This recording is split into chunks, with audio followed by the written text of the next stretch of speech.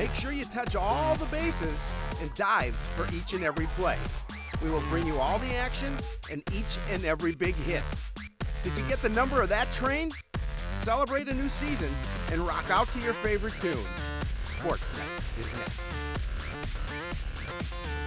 Hello, everyone, and welcome to Sportsnight. And we're talking about possibly the fullest show we have ever had in our history here on Sportsnight. I'm Joe Young. I'm Howie Shapiro, and Jeff DeJoy, this one's for you. Yeah, this is a jam-packed episode. Obviously, we did the preview show about a week and a half ago, so there's been a lot of action since then. Not a lot of time for us to chit-chat, and we're just going to get right to it. We're going to start with the lacrosse teams because they were the teams we did not get to preview on the original preview show. We start with the boys lacrosse team opening the season last Friday against Champlain Park. The Rebels, one of the top teams in the conference section and state every year. So a 12-0 loss, a little bit worse than they wanted it to be, but it gave them a starting point. It definitely did, no question about it. Well, okay. That meant that the boys lacrosse team started this week looking for a little more offense when they traveled to Centennial on Tuesday. The Cougars aren't quite the dominant force that the Rebels are, but they're still a quality club that finished in the middle of the conference last season. First half was rough, but things definitely improved in the second. Cougars pounce right off the gates to start the game, right off the opening draw. Aaron Schober wins it, races downfield, feeds Jeremy Horst, who turns and scores, putting Centennial on the board just 7 seconds into the game.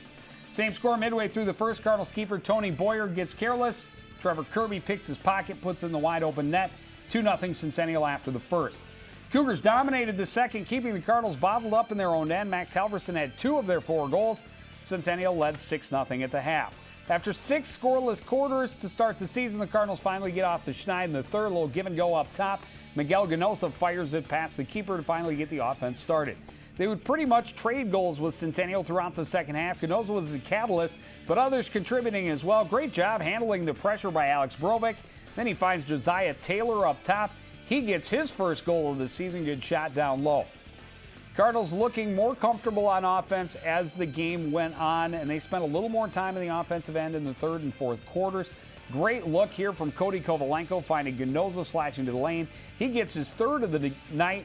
Ganosa added an assist late in the game. Cardinals lose 12-5, but clearly an improved second half, and they were able to stay right with the Centennial Cougars. No question about it. Well, that second half of the Centennial match should give the Cardinals some confidence and momentum to take forward.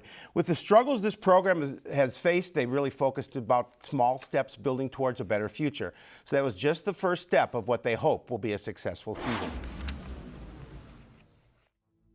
We had pretty small in numbers this year, but everyone's working really hard.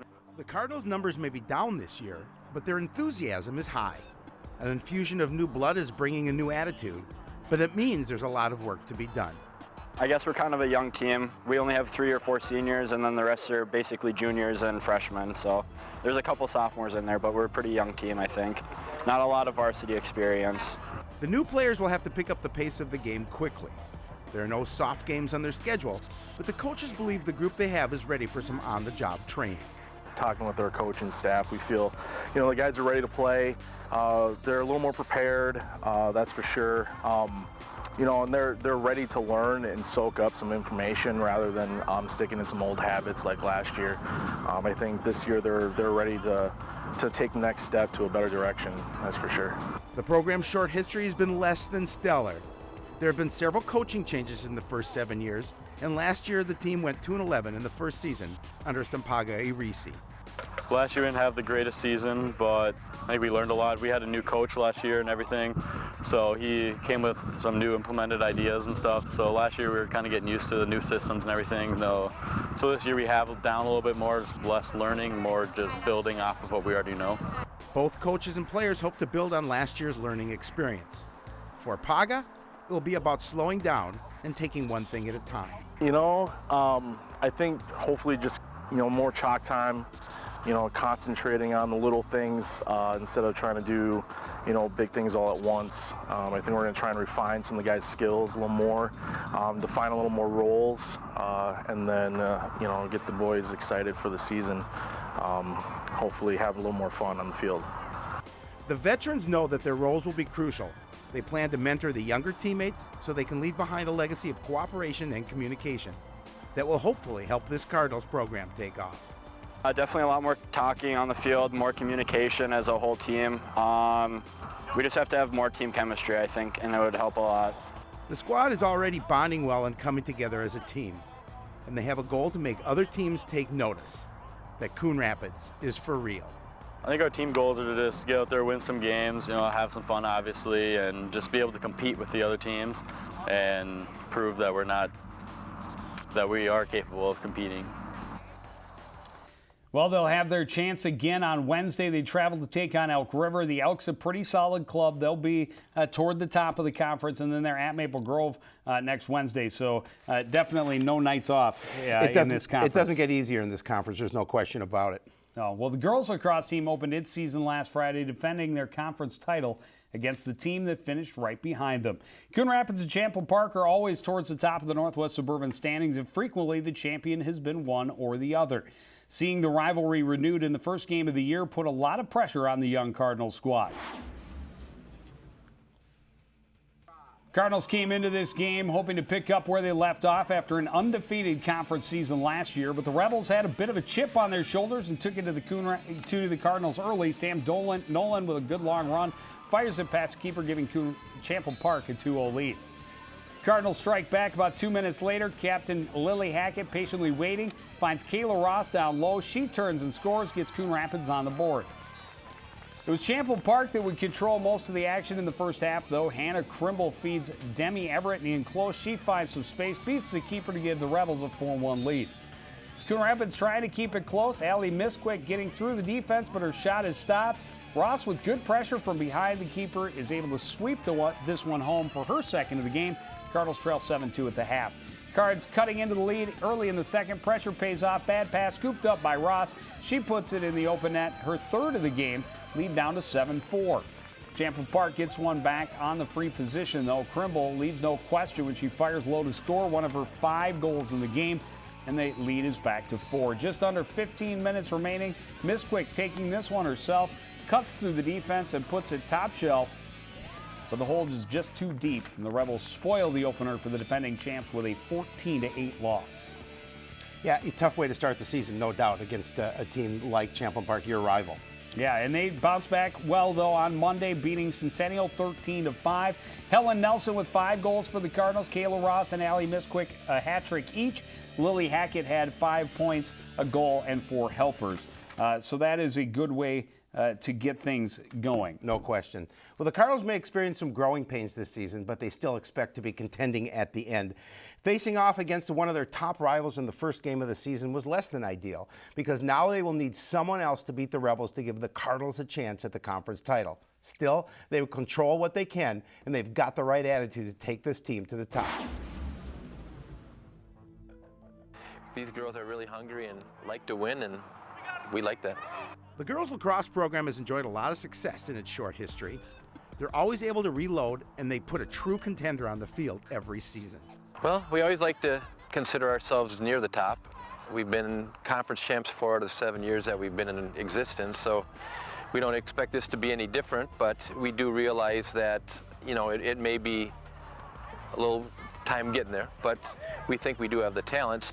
The Cardinals lost a lot to graduation, including 2 All-State players up front and a number of their top defenders as well. But they're confident that the players they have coming back and the ones coming up will be a team to be reckoned with. I think we have a lot of new girls.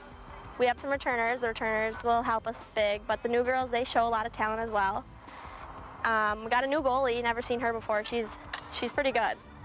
She'll help us a lot this season, I think.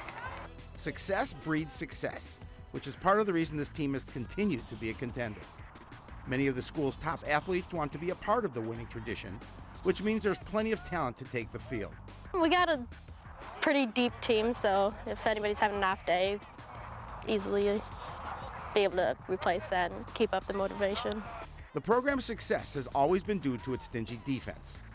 Almost every year, the Cardinals are among the state's best when it comes to keeping opposing teams off the scoreboard, and that will be the focus again this season. We're going to need to limit our goals against. I think our offense will be able to put some in the net. I just think keep the their scoring limited, and then I think we'd be good. Speed is key, and the Cardinals have a lot of it. It helps with the team's focus on frustrating their opponents by taking away their space. Well, we hope our strength always is the pressure that we're able to put on the ball. So we work hard at defending, and we want to make sure we don't give anybody any freebies. They really want to apply that pressure in all parts of the field, keeping teams bottled up and creating turnovers, especially in the attacking third, where their strength can really shine through. We have a really good offense and can pass and move and do a lot of good combination plays. The spring season goes fast, so the Cardinals will have to find some answers quickly if they hope to achieve their goals. But they're confident they have the right pieces so that their song remains the same. Again, we look like we found some bodies that we think are going to do the job, and we hope to be starting off on the right note right away with no beats missed at all. Well, a very busy end of the week for the girls team. They will host Elk River Wednesday, and Howie? We'll be there. They're at Becker on Thursday and then up north to face Duluth East on Saturday. Busy. Yeah, right into it. The baseball team opened the conference schedule last Tuesday, hosting the Anoka Tornadoes, a team that finished their season at last year's state tournament. Tornadoes are expected to be a conference contender again this spring, but they hadn't played as much as a scrimmage before facing the Cardinals. It was a chilly one that turned into a pitcher's duel with an exciting finish. Anoka starts the scoring in the top of the first. Runners to the corners with one out. Trent Palmer grounds it back through the box, scoring Chase Thomas from third to give Tornadoes the early lead. Cardinals are able to answer in the home half of the first. Jake Domovic crushes the first pitch he sees. High fly that's over the right fielder's head. Goes into second, standing with a one-out double. Jake Hansen is up next, and he puts a good swing on a 3-2 fastball, finding the gap in right center. Back-to-back doubles gets the game back to even at one apiece after one. Tornadoes take the lead again in the top of the third. Tanner Fry pounds this one. Fry with the long fly. Bowie tracks it, but just has to watch as it clears the fence for a solo home run. Anoka up 2-1. Score stays that way until the bottom of the sixth. 2 on, 2 out. John Olson chops it to third, but watch the throw. Hustled a little bit, pulls the first baseman off the bag. Domovic will come home on the error, and we're all tied at 2. Anoka answers, though, with 3 straight hits to start the seventh. Max Plouffe with the deep shot to right that will score. Bowen Olson with the go-ahead run. Tornadoes score 3 in the inning and hold on from there for the 5-3 win, dropping the Cardinals to 0-2 to start the season. Yeah, it was a cold one, no doubt about that, and a tough loss for them. They didn't get the bats going the way they wanted to, but they hung in there, obviously, with the Tornadoes, just couldn't get it done in the end. Yeah, and we know they only had a couple of hits in the season opener against Stillwater. Finally get the offense going when they take on Elk River. They beat the Elks 8-3. 3 different guys had 2 hits in the game. Morissette 2 for 3 with a double, a stolen base, scored 3 times. McCoy Merkel had a double, drove in a couple. Lehman had a couple of runs as well, and Jake Domovic continues to hit well. Had a couple of RBIs. Danny Matthews gets the win, went 6 innings, gave up just 2 hits, 2 runs both earned. Cardinals got another win on Saturday, beating Grand Rapids 5-0. Jake Domovic, Josh Hansen, Jake Olson, Noah Wolf, and Avery Lehman all went 2 for 4 with some scattered extra things on the side. 2 RBI for Domovic, 2 runs for Hansen. The win goes to Harold, 5 innings pitched. Did not give up a run, obviously. And then, unfortunately, that short winning streak came to an end this afternoon as they hosted the Champlain Park Rebels, and they lost 3-2, dropping their record to 2-3, 1-2 in conference play. Nice to see him hit the ball, though. I was there for a little while this afternoon against Champlain, and they hit the ball as well. In the bottom of the 7th, they had runners at first and third with 2 away. Ball hits sharply up the middle. Excuse me, shortstop made a great diving play to end the game. But again, as Coach Bright said, we're right there. Yeah. Well, they are at Citino Grace on Thursday. They host Hill Murray on Saturday. Softball team had about the toughest draw you could possibly get to start the season. Number 2 ranked Anoka to lead things off, and they get no hit by the Tornadoes, 7-0. There you see the 3 base runners. Abby Graham got on twice by walk. Julia Byrne walked once. Cardinals went 0 for 21 with 3 walks.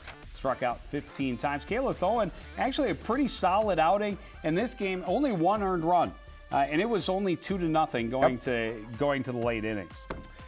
Well, no doubt, Coach Niebuhr said our pitching was there, we just couldn't hit the ball. Well, the road certainly didn't get any easier on Thursday when the Cardinals hosted the third-ranked Elk River Elks at the complex. The Elks finished third in the conference last season behind Anoka and Maple Grove, both of whom ended up in the state tournament. And similar to the Tornadoes, the Elks returned the bulk of their roster that should be considered among the top teams in the conference section and state. Pitchers duel early, no score in the bottom of the third. Abby Graham crushes the first pitch of the inning over the head of Michaela Haley in left. She will reel around and into third easily with a stand-up triple to lead things off. Mackenzie Wilkins is up next. She's going to drop a looper in the left that will score Graham easily with the game's first run and put Coon Rapids on the board first. All the Elks are going to answer quickly in the top of the fourth. Olivia Walters rifles this one down the line and left. Larson has to run to recover. Walters rounds but stops with a leadoff double. Jess Wiesgram with the runner at third and nobody out gets this one just out of the reach of Byrne at third. Caitlin Aday will come home and the game is tied at 1. Just the start of a big inning for Elk River. 3 batters later, Shelby Novotny finds the gap on the left side of the infield. Marie Denton's going to come home from second to score and slide in before the throw. Puts the Elks up 3-1. It's 4-1 in the 7th when the Elks add more insurance. 2 on, 1 out. Haley Elric lines it back up the box. Denton will come home to score. Cardinals able to get Novotny trying to get back to third for the second out of the inning. But Sophie Schutt adds to that lead with a fly to the left that's misplayed by Larson. 2-run score on the play, pushing the lead to 7-1. That was the final as the Cardinals fall to 0-2. And they fell again this afternoon, losing to Champlin Park 8-1. A similar story, baseball and softball, just having some struggles getting the bats going.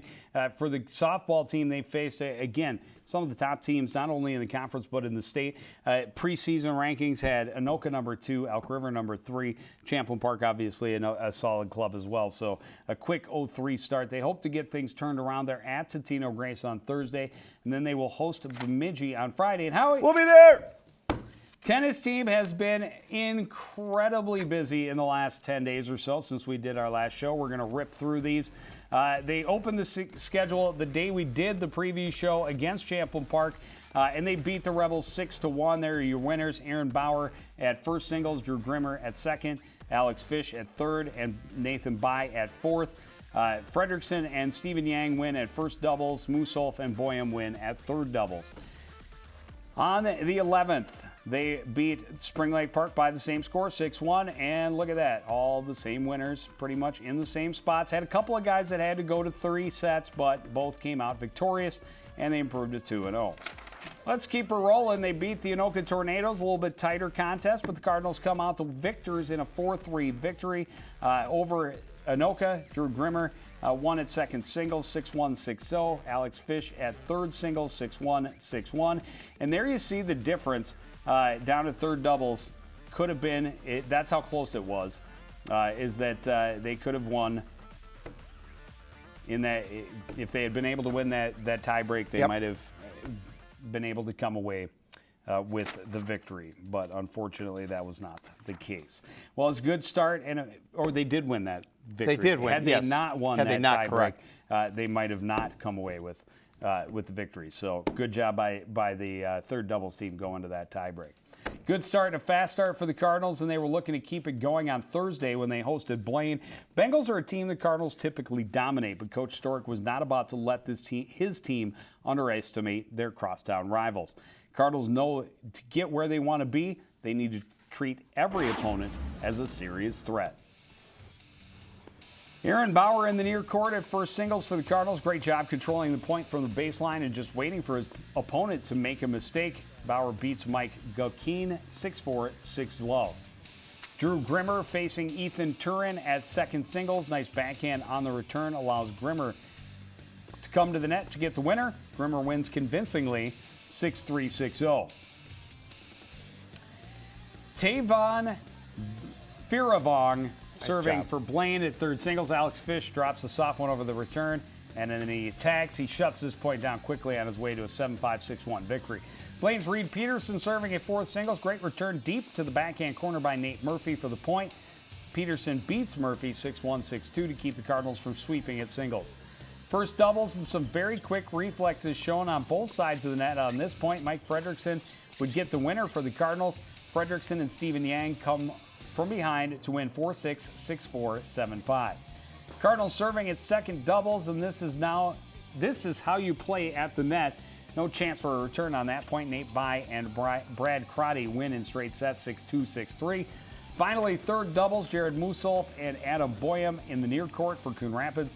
It's kind of a wild point, but it ends in the Cardinals' favor. However, they lose in the third set, 6-2, 4-6, 4-6. Still, Coon Rapids stays perfect with a 5-2 win. Then on Saturday, they host the Coon Rapids tournament. They lose to Roseville, suffering their first loss of the season, 4-3, but bounce back with a 5-2 win over Fridley and finish it off with a 5-2 win over St. Francis.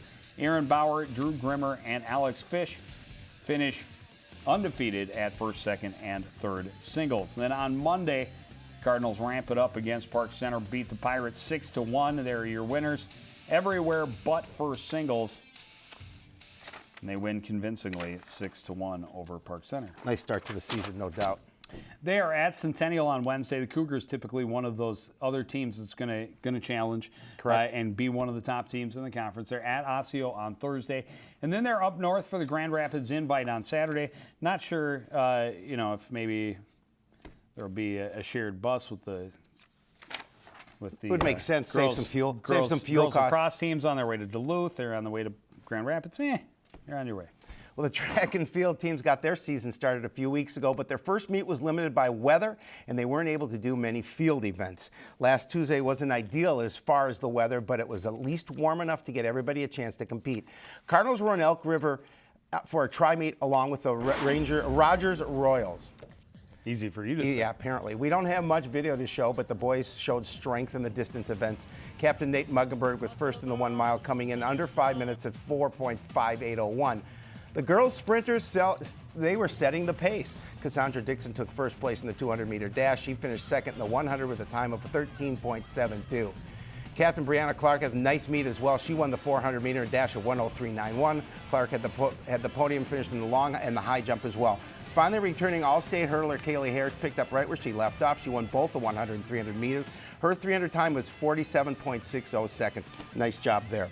There's a look at some of the other top finishers for the boys team. A first place finish for the 2 mile. That was Paul Breitbach getting it done. Second place finish for Dunn in the 200-meter dash. The 4x1 relay team was also first place. And Gullickson, wow, talk about starting your season right. A 10-foot vault to finish first there. Josh Tabla was first place on the triple jump, 40-foot, 2.5 inches. Tim Mandyke was second in the shot. And we don't get to see the girls. Come on. There it is. There we go. Girls had some impressive finishes as well. They finished second place overall with a 52.7. Dixon was first place in the 200-meter dash. Callie Harris, again, as you mentioned, also first in the 100-meter. Fadu Nabi was first place in the long jump. Second place finish for Hosek on the pole vault at 8 foot. Brianna Clark, as you talked about, podium finishes on both long and high jump. Her long jump was 13 foot 6.25 inches, and Devin Van Seth was second place in the shot, 31 foot 8 inches. And coming up for them, they had a Centennial tri-meet today. Not able to get those results for you in time for the show, but we will have them next week. And then they host a try next Tuesday. So lots of stuff. The spring season goes so fast. It does, really quickly. Fast. It's a very short And the weather's season. been mostly nice lately, so we're going to get a lot in. It's been decent. Yep. Well, the boys golf team opened the season on Thursday of last week, hosting one of the biggest tournaments of the year. The weather was perfect for the 32-team Bunker Hills Invitational. Cardinals were hoping for a little better scores to start the season, but at least it gives them a starting point to see how much progress can be made in this short season. Cardinals captain Michael Elson leading things off. He's one of the returners that the Cardinals hope will be able to lead the team and challenge for a spot in the state tournament. He starts his season with a 9/81. Up next is Travis Hess. He's also expected to be a contender for a state tournament spot when we get to section tournament time. Hess gets his season started with a very respectable 78. There you see how nice it was on the course, sun shining. Very comfortable. Jeremy Howells put some serious power into his drives, but he had a round he'll most likely want to forget. Chalked up a 101. But what that means, Howie? A lot of room for improvement. Absolutely. Imagine the percentage of drop by the end of the season. Tyler Getz is up next. Not a terrible outing, but definitely a score that he hopes to see go down during the year. He finishes with a 19 over 91 for the day. That brings us to Peyton Nash. He's a left-handed goalie, also a left-handed golfer, making him my favorite. Nash sporting the hockey hair on the golf course also puts him high on my list. He gets around the course with an opening round of 93. Finally, it's Nick Halseth showing off the wrestling muscles as he tees it off. Halseth is into the clubhouse with an even 20 over par 92. Cardinals 27th in the 32-team tournament with a final score of 342. And they follow that up by, see their score drop a little bit. Yep. Not what they were hoping for. Blaine TPC, a very nice course, and one they're not as familiar with as they are with bunkers, so 9 extra strokes on the team score. Travis Hess leads the way with an 83, Elson an 86, Getz an 87, Halseth a 95, Howells a 97, and Nash a 109, and that was on Monday. First tournament for the conference is at North Fork in Anoka on Thursday of this week. They will be at Rush Creek in Maple Grove next Monday. Remember back in the day when you rocked that hockey hair? I do. I miss it. But at that time I wasn't swinging from the left side. It took me until my adult years before I figured out how to address the ball on the right side. Glad you figured it out. This will be a building year for the girls golf program. The Cardinals don't return very little varsity experience, and they have several players brand new to the game. They opened their schedule on Tuesday against Andover, so they were visiting team on their home course at Bunker Hills. The weather, as you'll see, is less than ideal, giving the girls one more thing to deal with. We're going to start with Rachel Bissett trying to find the fairway with an iron off the tee. You can see the flurries coming down as Bissett taps the little short putt in on her way to a 74 for the day. Belle Wynn dusting off the big dog to get some power off the tee. She's got a pretty good approach from the rough right here. She'll put a 74 on her scorecard as well.